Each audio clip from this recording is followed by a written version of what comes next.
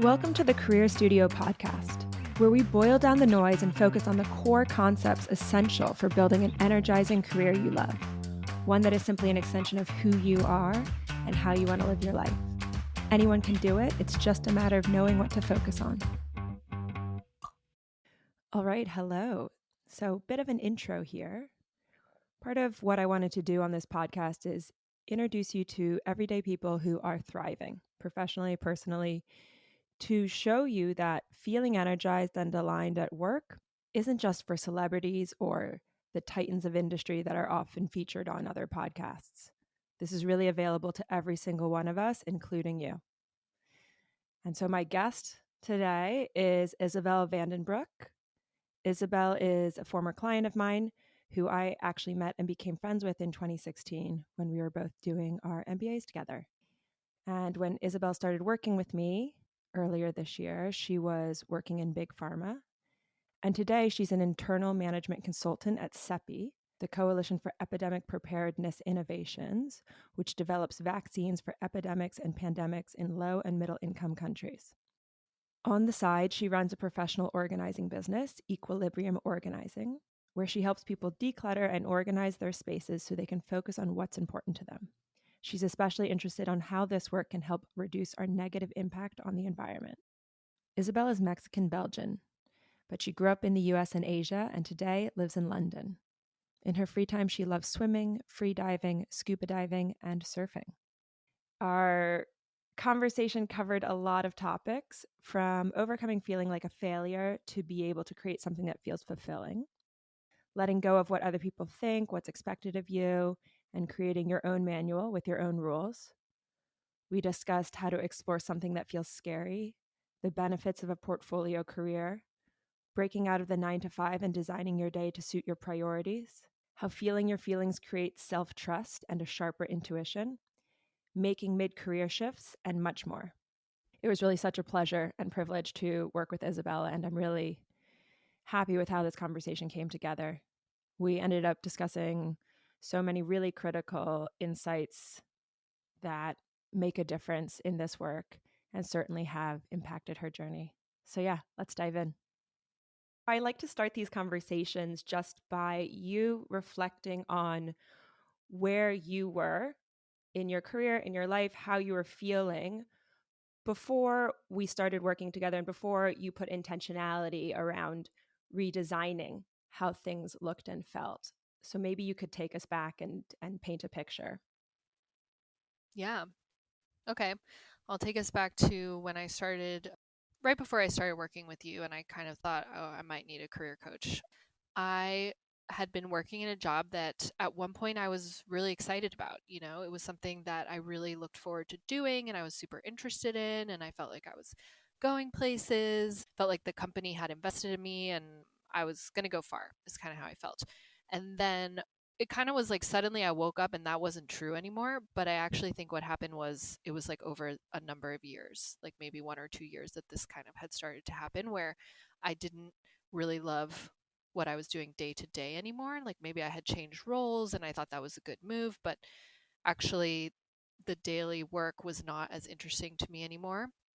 And I just didn't know where to go with it. I felt like I was a little bit at a dead end, and I felt like a huge failure about that. I think that was like the primary reason why I reached out to you, and that was one of the things that you helped me with really quickly early on. But I felt like it was all my fault. Like, how could this have happened? I've worked in this industry for 10 years, like a decade, and now I'm at this place where I don't even think I like it and I'm going nowhere fast. So that was kind of like where my head was at. And yeah, I was kind of just berating myself for having been found in that place. And I just really didn't know where to turn. And that's kind of where I reached out to you and was like, please help me. And actually, just to confirm, you were working for a large public. How would you describe the company you were working for, the industry you were in? Big pharma. Big pharma. I was working for big pharma. Yeah, I believe in it, definitely. I think it does a really important thing in the world. But yeah, for whatever reason, it just wasn't for me anymore. And I think that's a normal place to feel like, how do I address this? I think this is a whole challenge when you feel lost and really down on yourself and really confused about where it goes next or how to address how you're feeling. It can be overwhelming to know where to start. I think that's a really normal feeling. So, why don't you paint a picture of how you feel now? Yeah, I think you really helped me to nail those things because now I feel much more aligned to who I am. I kind of, with you, was able to really look at, what am I good at? What do I like doing? And really understand myself a lot better and make sure that the work that I do every day relates to that very much so. So today, I would say I'm really happy going to work. In general, I feel really fulfilled in what I'm doing. It's much more close to what I'm good at and what I like doing. And I just feel more in control. Like, I think before I felt like a little bit of a victim, maybe even, where I was kind of like, how did this happen to me? Blah blah blah. But now I'm really much more like, how do I make this day the best possible work day for me? And how do I make this career work for me? Knowing what I know now, which is related to my brand, related to my strengths and interests, and working with people that really support me because I found them. I reached out to them, which is another one of your pillars, which was around your people. So I would say that I really feel like I'm on my way and I know how to do that. I have the steps in front of me and I'm not afraid anymore. And I just feel like I can do it. I really do. And I know that one of the things in your program is that after every so often, you might find yourself in a place where what you're doing just isn't right anymore, and that that's okay. And that you then use these steps again to just reframe, pivot a little, reposition yourself, and that will just happen from time to time. So I think I'm not freaking out about if that happens again in the near future. I know that I can figure it out. Yeah, so I love that. And I think I'd love you to dive a little bit further. Let me ask it this way. You know, in redesigning your career, what had to change? I mean, is it that you didn't know that stuff about yourself before? What mattered to you? Is it that you hadn't thought about it intentionally, or is it that you didn't know how to put it together? What had to change within you or your awareness to make the shifts that you did? So, one of your pillars is mindset. And that's kind of where we started because my mindset was I'm a failure. And this has happened because I failed. And what you quickly showed me was that another way to look at the facts was I've done some really cool things. What am I going to do next? And how much more of a helpful perspective that is to have. So I think we really started there. And it wasn't so much that I didn't maybe know my strengths or interests. You have a really structured way of making that clear to someone and we spent time on that, but for me it was a little bit more about accepting them because I think that I didn't realize how much I was taking cues from the people around me about what was an acceptable profession, what was a good career path, when maybe what I wanted to do didn't necessarily fit that. And I needed to accept that and let go of everyone else's, frankly, opinions and views on that. And in doing that, what I also realized is that people feed off of your vibes. So if I talked about stuff, sure, maybe not everyone agreed with what I wanted to do next, but in general, they were excited for me because I was excited about it. And that was a real surprise to me because I thought for sure, everyone, and by everyone, I just mean a few people, but that they would want me to be the CEO of a venture capital fund, right? And anything less than that was a huge mistake. When in reality, what I found was when I told people, oh, I want to be a professional organizer, I got a couple weird stares, but otherwise, the people who know me best were just like, wow, that makes so much sense. And they were happy for me. So I think it was more about accepting what I already knew to be my strengths and interests and just letting them see the light of day and changing my mindset, which you really helped me to do. I love that. I think so often we know who we are. We know the things that light us up and get us going. It's just that we are afraid to Yeah, do it for any number of reasons. exactly. And having people worrying about what people will think is a really common one, especially if the thing that you are thinking about isn't a typical career path within the circles that you have grown up in or been educated in. Mm-hmm. And I think for me, that was certainly, I talk a lot about that in my content, becoming a coach, becoming a life coach, a career and life coach. Wow. I mean, Yeah. not something a lot of my friends were doing. And I think organizing falls into a similar kind of category. Yeah, and I think I talked to you about this in the past, but I read an article about Frances Bean Cobain, who's the daughter of Kurt Cobain, and how she ended up being an artist, and how, obviously she has this innate talent. I'm sure it's genetic, but the people around her are artists. So she's not going to wake up one day and be like, I want to be a management consultant, right? In the same way that if I woke up one day and said, I want to be a rock star, that would be a little difficult to convince the people around me. So it kind of happens to everyone if you want to do something that's a little different from what everyone else around you is doing. But it's so worth figuring out what you want to do for sure.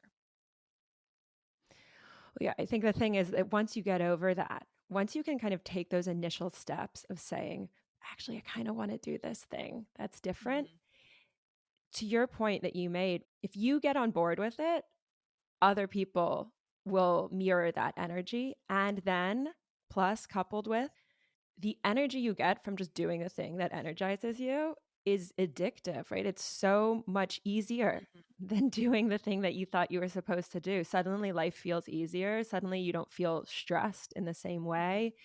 And then you have so much more energy to just live your life and do the things that matter to you. Yeah, I think one of the things you asked me early on was like, what are the articles that you read about after work? Or what are the shows you watch? Or what are the topics you talk about with your friends? And I was like, what does that have to do with my career? And now I see it and I'm like, you know what? I do click on these articles because I'm really interested in this topic, and that is now my career. So this is like I'm doing work outside of work. When in the past, when I had jobs where, maybe I wasn't that passionate about them, it was really a slog to read that document or go through those slides. And it's just amazing to think like it's my weekend and I'm thinking about like how can I solve that problem for that person, because it's what I love thinking about, rather than like, oh no, I have to do this thing that's due on Monday. It's just such a different mentality. Yeah, it really reduces those Sunday Mm, scaries. absolutely. And I think something that you talked about earlier was around fear and being afraid of trying something new and something different. And one thing we worked on was how you collect evidence for the thing that you believe. So if you're afraid of trying something new and going on a different path, then you'll collect loads of evidence as to why it won't work. And I was definitely doing that for a lot of things. And you helped me to just have the one phrase, I think it was, it could work. And that was like as far as I could go with this professional organizing idea of like, it could work. But that was all I needed to just kind of hang on to keep going and to just do the steps little by little to try to build this business. And it really was just a change in mindset and trying to collect evidence for it could work, rather than this is a really bad idea that nobody else agrees with. Yeah, I mean, maybe you can, because obviously you're working in public health and doing the organizing on the side, and so I'd love you to talk a little bit about how it feels at the moment to be doing these two things. How does that meet where you are right now and work for you, and how are you thinking about those two things alongside of each other? Yeah. Well, I think growing up, I kind of had this model of, maybe the generation above us, right? Like baby boomers. They kind of spent a lot more time in one company, maybe their whole lives in one company, and they were very devoted to this one thing. And that was kind of my model. So I did that too. When I threw myself into work after university, I was like, okay, I'm basically married to this company and I'm going to be a career woman and I'm going to travel the world with this. And I was really just had all my eggs in one basket. And when I started to feel like I wasn't getting as much back as I was giving in, I was really struggling because I didn't have a lot else going on. And having two things to do now, which is CEPI and professional organizing, really helps me to just be way more balanced because I'm not relying on one or the other to make me happy. And that's also not mentioning all the other things I do in my life that contribute to my overall happiness. But if something at CEPI doesn't go quite my way, I think I bounce back a lot faster because I have something else that might be going really well at that time, or vice versa. So it's almost like I'm more resilient because I am doing two things and they both make me happy in completely different ways. So having a portfolio career or just doing two things, surprisingly to me, is working a lot better than I thought it would. Just to add, Isabel and I, there is a generation between us and baby boomers. We're not that old. We're not super old, but I guess the generation that raised us, Our maybe? parents, Yeah, our our parents. parents Yeah. are baby boomers, certainly. And then there's, I think, Gen X. Yeah. And then And we're we're millennials. millennials. Yeah. just to date us. Yeah. But yes, I think reframing that you might have multiple interests and you can get your energy, get your kicks by cultivating them in many spaces, right? It isn't just about creating one thing that answers all of your needs.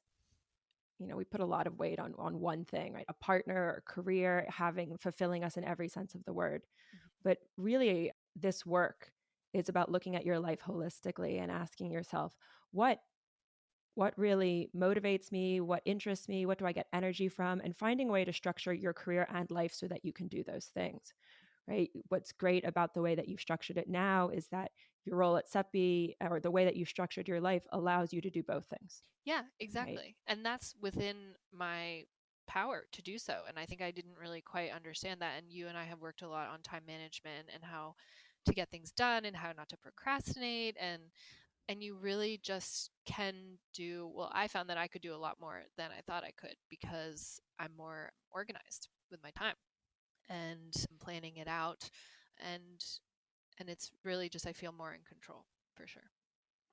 Definitely. Maybe we could talk, actually. I think you've been on a journey with time management. Yeah. And I know you feel more in control now, but I almost feel like it's control in a different way Yeah, exactly. than you were after when we first started working together. Maybe you could tell people a little bit about that journey, because I think it's really relevant to how a lot of people feel. Yeah, I mean, I don't know if this also touches on like the to-do list stuff, which I don't know, maybe that's a different topic. Yeah, no, I would consider that part of it. Yeah, so I guess my relationship with time management and getting stuff done, there was just a lot of anxiety. I think, I just really was like, I need to get this done. I need to get all this done. I need to get through my to-do list. And I really just felt like I was a bit of a servant to that list. And one thing that you helped me to understand is you have kind of like an infinite to do list and you have maybe a finite to do list. And that concept of these two different lists was just mind boggling to me because it made me realize like you're just always going to have stuff to do, right? That's your infinite to do list and you're never going to be done. And delaying your happiness until you've crossed all these things off your list, I mean, you're never going to get there, right? And that's what's so anxiety provoking, is just things get added and maybe you get some stuff done, but there's always more, and it's just completely fruitless to live that way for the future, for trying to get things done, for delaying your happiness. So instead, for me, it was just kind of like enjoying the process even, and realizing that it just doesn't really matter. You can really just have a lot more choice about what you're going to do and what you're not going to do. And that was a whole journey because I felt like, oh, I need to be productive. I need to be doing all these things. I need to be working exactly from this time to that time to be the right type of employee. That kind of like morphed into a to-do list rather than the time management, but I can talk about the relationship to like, getting work done and on time and stuff. That's exactly where my head was. That's what I wanted you to talk about. So. Okay, yeah. I mean, I think obviously you typically, maybe not obviously, but typically people work 9 to 5 or 9 to 6 or whatever, and there are cultural norms around that and different company expectations. But in general, you're expected to work an entire workday. And something that we worked on was me realizing like, actually, I'm paid to deliver a result. And if I can do that in less time, then that's probably just better for everyone. And this took me back to the days when I swam in university because I would have practice twice a day, sometimes 3 times a day. And so I would have to finish my homework much more quickly than other people because I only had a certain amount of time to do it in. And I would watch people do the exact same problem set as me, but they would just take all day to do it. And then they started doing their homework with me. And I was like, well, I need to get this done by 3. And then they would get it done by 3 because they could and they had to because they were doing it with me. So I had forgotten that lesson somewhere along the way. And I had been stretching out my work like, well, I'm seated at my desk at 9. I have until 5 to do this all.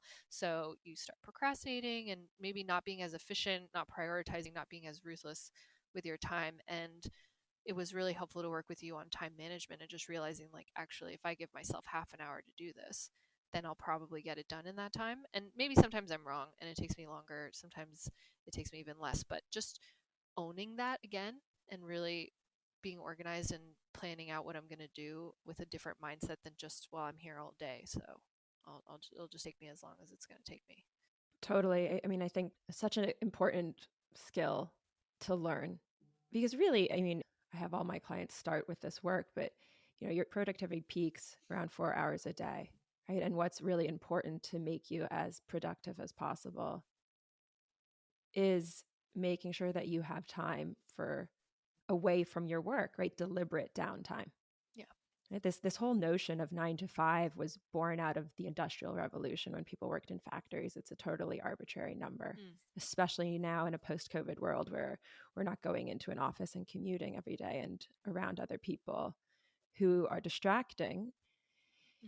It's really if you can focus on getting your work done and then spend that rest of the time decompressing, right? Because that time when you're decompressing, your brain is working in a different way. It's connecting the dots, it's forming ideas. You're going to come back to the work with a much more refreshed mind, with perhaps new ideas. It's, sometimes why we get our best ideas on a walk or in the shower. It's because we're giving our brain a chance to rest.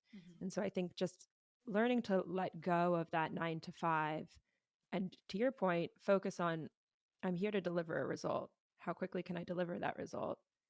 And what else do I need in my day to feel energized? And when can I fit that in? I think that mindset of starting with what else do I need? And I want to prioritize that first also can support you to be productive because, you have to make it to that yoga class or whatever. Yeah, and it's amazing when you put your boundaries down how people respond to them, right? So now if I need to do this yoga class or if I'm going to do like a swim practice, I put it in my calendar and people get it. It's just they realize that I am delivering a result. I need rest time, I need time away from the computer, and I'm going to be a better person and an employee if I can do it that way. And it's just you'll be surprised how much people can sort of accept when you say this is what I need to do and you show them that that's what you're prioritizing. It almost has like a ripple effect. I find Yes. like other people in the team are like, oh, well, if she's going to go for a swim, then I'm going to go for a run. And it just creates like a really nice different culture where you're all doing great work, but because you have this time away from the computer where your brain is resting and thinking about other things, and then you come back and sit down and, do some really good work at the end of the day or whatever it is. Yeah, I really love how you said that with the ripple effect. It's so true. It's so true. And, we have to be the change. I think our generation has grown up in a work culture, certainly in the United States. And I know you live in London now, but certainly in the United States, which is always on, nights and weekends, even on vacation. And it's very toxic and it's unsustainable. So sometimes you have to be the leader, right? You're the one that's saying, these are my boundaries. This is what I need to do my best work, because everyone is like you for the most part. Of course, there's the anomalies who are workaholics and a bit toxic, but for the most part, people want to have time with their family, have time to do their personal things in their personal life, exercise, etc. So be the change, show them what it looks like to set boundaries, do your work more efficiently because of it. And then I love that you've seen that, right? That people are like, ooh, I'm going to do that too.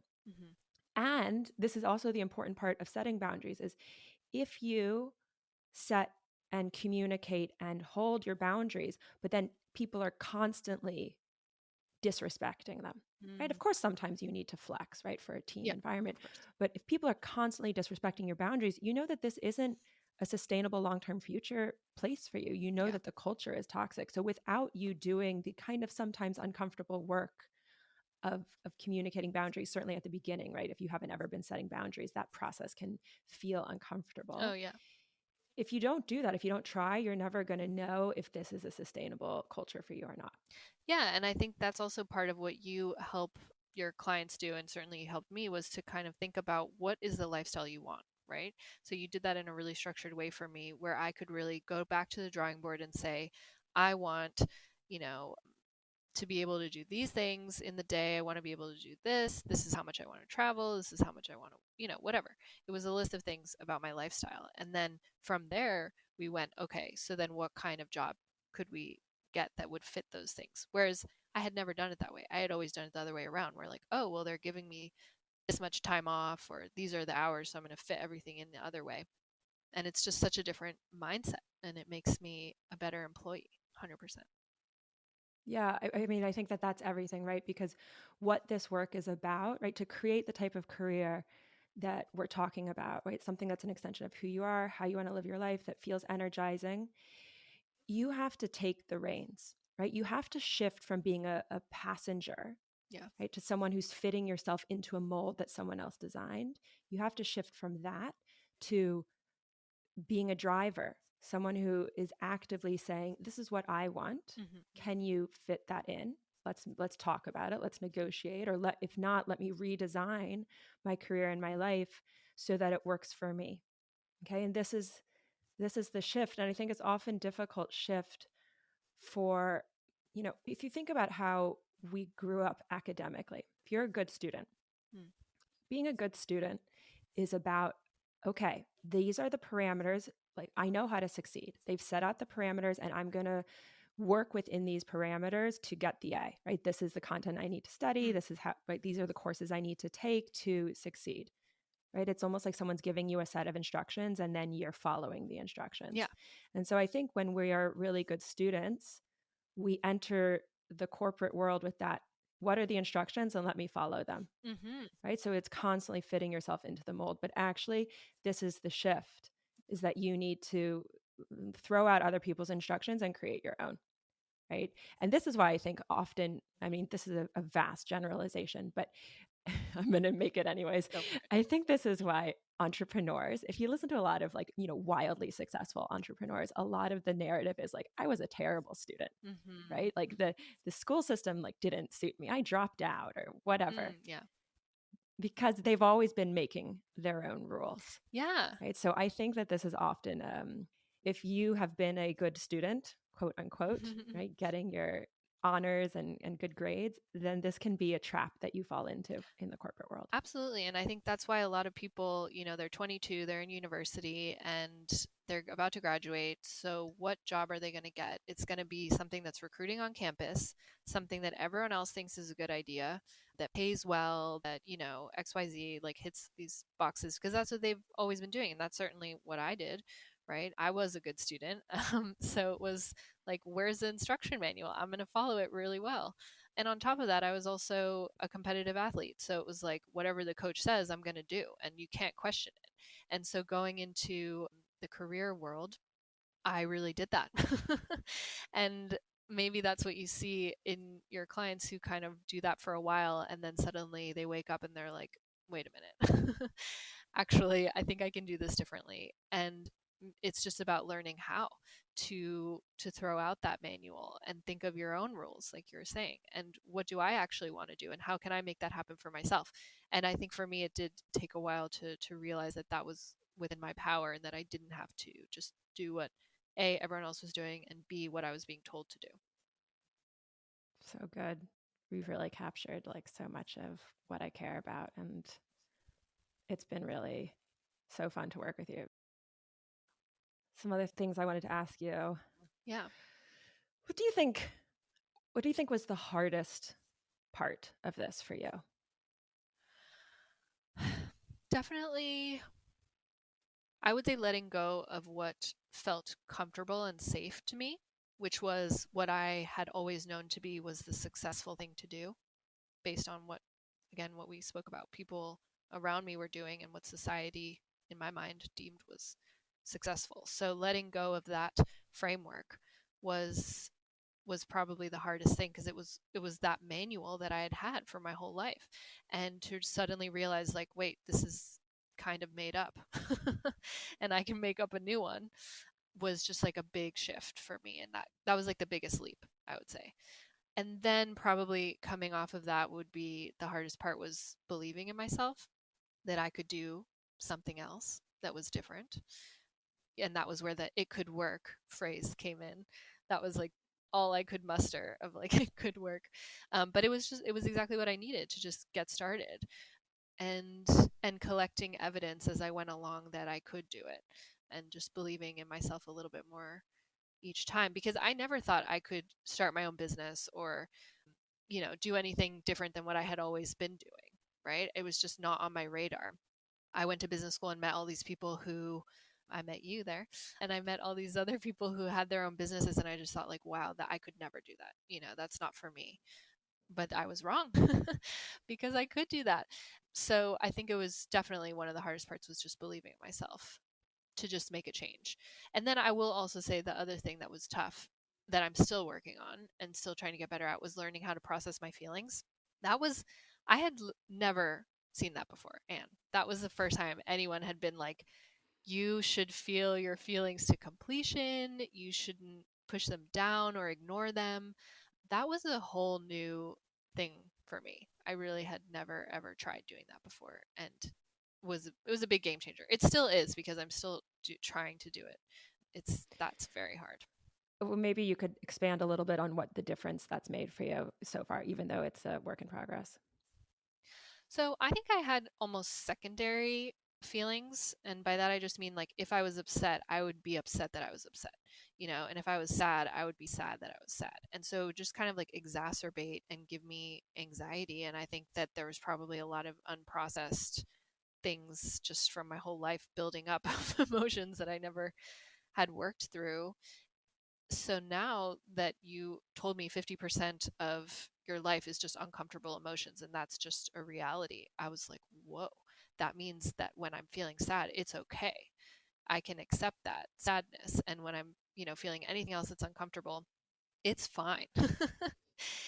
I mean, that just made me feel so much better, right? Because then that secondary feeling was gone. It was just like, oh, I'm sad. Okay, maybe I would think about why I was sad. What was it exactly that happened? And then letting myself feel sad, as you said to me as well, that it kind of resolves more quickly. If I just let myself be sad and I don't judge myself for it and I don't try to push it away or distract myself, then it just resolves and goes away more quickly. And then I can move on with my day, right? Instead of just being like, oh no, I'm feeling this thing that I don't want to feel, that's not okay to feel, and let's just push it down and go do something else. I'm so happy that you're feeling your feelings. It's really insane. I mean, who knows? I am not putting a child through school right now, so I don't know really what is being taught. But if you Hopefully think, it's being taught. you said hopefully, Yeah, hopefully it's being taught, but hopefully. But if who you think knows? about our education, I mean, beyond these are the feelings: happy, sad, angry, surprised, right? These are the feelings. Besides naming those feelings, were you ever taught how to feel your feelings? I mean, it's insane. Yeah, It's insane. absolutely not. I was never taught to feel my feelings. That's not even, you were the first person who introduced this to me, and I'm 32 years old. So for me, it was always like, you know, stop crying, right? Or like, you don't have a right to be angry or upset about this, or like, you know, be grateful was kind of weaponized a little bit to just be like, you have nothing to be sad about. Or, yeah, I think it was just a complete revelation to me that it's okay to feel these things. And not only is it okay, but it's going to be there 50% of the time. That's huge. So that really helped me to just accept myself and try to understand a lot more about what was going on and be more in touch with those things. And that's related to my career as well, because I think I notice things a lot more now. If I get an email that makes me feel upset, instead of like before, maybe I would just kind of be like, oh, suck it up and think about what to reply to this person. Now I think, okay, I'm just more curious about it. Like, oh, why did that make me upset? What is it? It's like kind of like learning about yourself and getting more in touch with who you are and what you like and what you don't like, and being curious about that instead of just being like, I have to avoid feeling bad at all times. Completely. I think once you learn how to pay attention to your feelings, this is how you ultimately learn to trust yourself and your intuition. Because when you know what feels good and what feels uncomfortable, you're able to move yourself in the directions that are a better fit for you. And I say that, to the point we're both making, life is a 50-50 of positive and negative or uncomfortable feelings. So it's not always about just solving for what feels good, right? Because, Mm, part of the brilliance of this work, learning how to feel your feelings, is that certainly doing anything that requires you to reach and grow and be a new version of yourself will inevitably bring up uncomfortable feelings, right? So when you know how to feel those, it makes the process of growth and going after big things much more available because you're okay with feeling uncomfortable feelings, but also just understanding what feels like a yes in my body, what feels like a no in my body. When you know how to trust those sensations, it helps in those, right? We're talking about giving you the tools to continue to stay in alignment no matter how you or your life or your priorities evolve. You know what yes feels like. It mm. means that in these inflection moments, you'll know how to redirect yourself because you'll Yeah. be able to trust what feels like the direction you want to head. And it's not about, ooh, what's my 5, 10, 15-year plan? I need to plan it all out. I need to have this set of instructions, right? But just Mhm. I can trust myself to make the decision that's right for me in the moment because I know what right Yeah. feels like. Yeah, absolutely. And I remember the first time I went to go professionally organize someone's home, the first time someone was going to actually pay me money to do that, because I've been doing it my whole life just for family and friends. But the first client, the real client I ever had, the night before, I was so nervous. I was just really, I felt ill, right? And I couldn't sleep. And I just recognized, like, okay, well, that's normal. I'm doing something for the first time. It is scary. It's okay to feel nervous. And I thought, once I'm there and I'm doing it, I will find out if I like it or not, right? To be paid to do this kind of work. And so when I went there, I tried to really pay attention to how I felt about it, which again is not something that I was used to doing. I was just used to going there or, just doing the job and not really thinking about how I felt about it. But when I first started organizing for this client, I felt such joy. I felt like I was self actualizing. I was so happy that I was doing this. And that really showed me that I should be doing this right now, because it makes me so happy. And there was really just getting in touch with my gut feeling around this, which is like, I really like doing this. And again, that's not something I had always asked myself in previous jobs. And even at CEPI, I noticed that I course correct a lot based on how things make me feel, right? So if I'm starting to do something and it doesn't quite align with what I feel is right for me to be doing, then I'll try to see if I can delegate it or maybe just take a step back from it.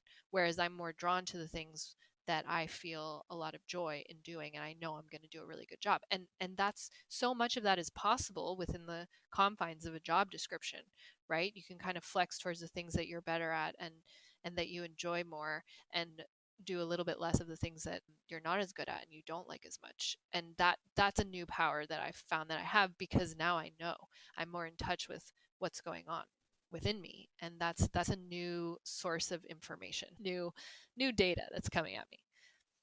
That's literally everything, right? And because this isn't always just about changing your job to feel better. Mm-hmm. This is about giving you the foundational tools to make your career and life work for you, right? And what you've just articulated is so beautiful to reflect that point because it's when you learn how to trust how you feel, right? Which is a key skill. What you've been able to do is make your career work for you, right? Without having to change the environment. Yeah, and then it's so much easier to just tell people this is what I'm doing, and then it doesn't really matter what their reaction is, because I know that this is what makes me happy and this is what I should be doing right now. So all of that external validation is so much less important because I'm in touch with what I know to be what I want to be doing. Amazing. If you had to boil it down to one or two key takeaways, if someone was walking away from this, you'd give them a piece of advice on where to start or what to focus on, what would you say? I think that people shouldn't be afraid to try something new and to start again, because that's where I was. I felt like I've been doing this for 10 years, but I imagine it's the same if you've been doing something for 20, 30, or even more years. you really, just because you've been doing it that long doesn't mean you should keep doing it. And so you're going to have to reinvent yourself at some point. And I think continuous reinvention is also recommendable. So stay happy and like to keep adding value to the world. And it probably isn't going to be starting from scratch either, because you have transferable skills and experience and what have you. So I would say that my key takeaway is, just because you've been doing something for a certain amount of time, or you feel like you need to keep doing it, you don't. And you can figure out a new path, and it's possible. And sometimes you need help to do that. And that's how I found Anne. And you certainly helped me to do that. So that would be my key takeaway for people, is don't be afraid to try something new. And if you need help, ask for it. I love that. So a lot of my clients are kind of in their early 30s or also early 40s. And, they're like, oh, well, I've been doing it for 10 years, 15 years. And I'm like, dude, you have more than that left in your career. Yeah. Right? Like, you do. So, I think this is almost a longer conversation, but I think there's a sense when you reach your 30s, like, oh my gosh, I'm so old. And it's just a reminder that you are really not. You're super young. It's totally fine. You've literally been an adult for like 10 years. So calm down. Yeah, absolutely. And it's never too late. I also think that the 20s is kind of like an adult puberty. You're learning how to be an adult in the real world. And I think the 30s is the first time you're kind of coming out of that, and you're looking around and saying like, okay, well, where am I and what's going on? So it's a perfect time. And I would say also into your 40s and later. It's never too late. And it's the sunken cost fallacy, right? Like, you don't need to keep going. Absolutely just change course at any moment. I love that you brought in some MBA kernels. I had to. It's like probably one of the only things I remember from my MBA. So. Don't remember accounting, but there are some gems in there for sure. It's been an absolute pleasure to talk with you. I've absolutely Likewise. loved this conversation. You've made some really beautiful points. And thank you so much for spending time with me and talking about your career. Thank you for being my career coach and changing my life. I do what I can. Hey, if you're ready to create an energizing career you love, one that is simply an extension of who you are and how you want to live your life, then I want to invite you to schedule a consultation. We'll get to the bottom of what's going on for you and exactly where you need to focus to bring your career and life into alignment. It's free. Just head on over to thecareer.studio/schedule to find a time that works for you. Or if you're enjoying and getting value from these episodes, I'd love you to leave a short review on whatever podcast app you use. This helps other people like you find and get value from the podcast too.